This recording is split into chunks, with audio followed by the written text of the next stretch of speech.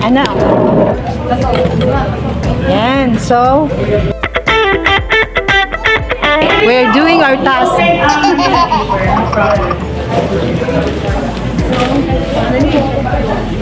I-check daw kung siya pa.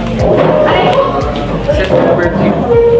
Okay, set number 4. Nani mo, anak ko 3. I mean, ang 1. 1. Kari manino? 1 ako. Check na lang. Rated 4. Set number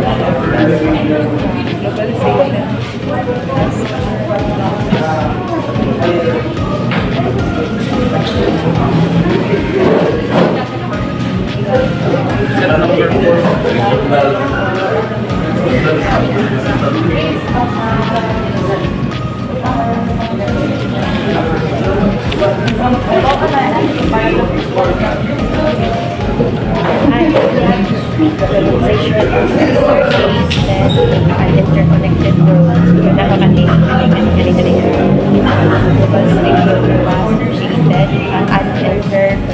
Ready yung mananalo.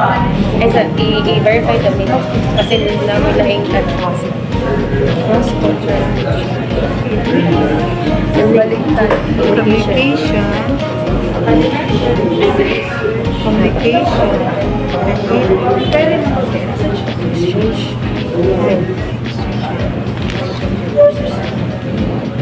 Again, huwag yung pagsama-samahin yung mga nakabundle. Dapat mag-uuli yung sentence. Pag na-mix niyo yung bundle 1 sa another bundle, hindi na mag-uuli yung sentence. Cross-cultural. Communication. Exchange. Okay, of course, hindi yan naka-capital letter ha. Do not base yung may makita kayong capital letter, yun agad ang first sentence. No. You have to determine the sense. The sentence must make sense. Okay? Communication. Exchange. The sentence must make sense. Then, make sure grammatically correct, ha? At dapat, nakasunod sa inyong topic. Sa title. Meron pa ba meron pa ba tayong details na walang ano? Okay na? Meron na lahat? Meron na lahat? Okay na. Thank you. Sige.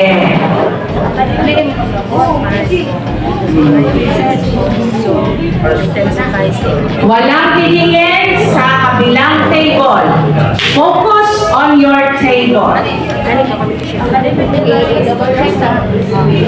Ayaw lang isakol. Ayaw isakol na. Pero ako, dinig ko lang. Sige. Huwag pagsama-samahin ang mga sentences. Ang groups pala. Dapat magkakaiba yan. Ano di ay? Hindi. Hindi siya maano. Ano siya kay creation. Sige, kadita. Kung saan yung master? Revising, editing, and proofreading. Knowing the difference.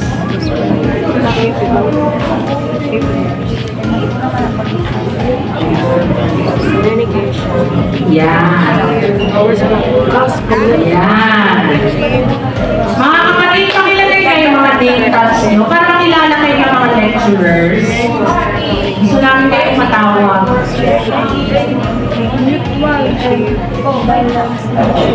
Again, huwag magbase sa capitalization. Kung may makitang capital letter, it does not mean yan ang start ng sentence. You need to be clear. Usasad na? Ha? Yes. Hindi siya lahi ni kanina dahil na lahi po ni? Oh.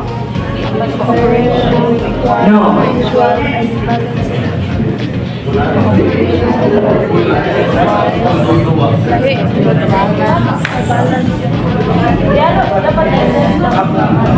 Pero pag sinulat sa Manila paper, dapat correct ang ano siya. Correct capitalization, correct punctuation. Wait lang! Attention please! Isusulat nyo sa Manila paper yan ha. Pag sinulat sa Manila paper, correct capitalization,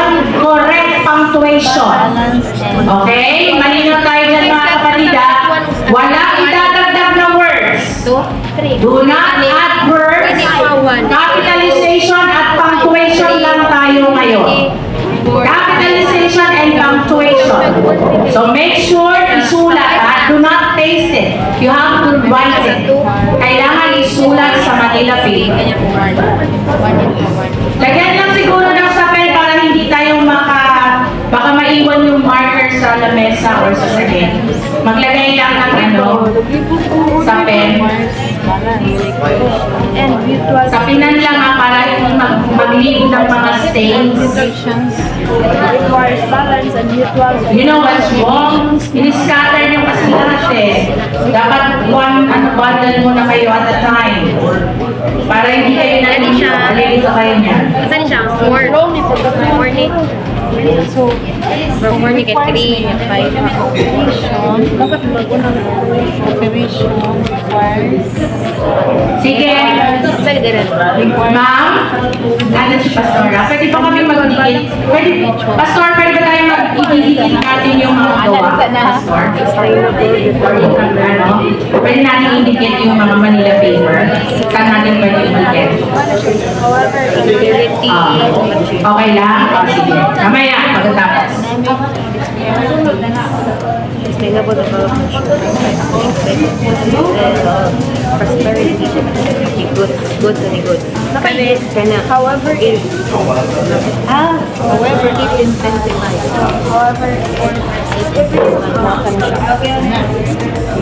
Arrange the words to form a coherent sentence. Afterwards, arrange the sentences to form a cohesive paragraph. You may improve the given title for each set, but it should be discussing or targeting on the same theme. Wala na yun. Wala na.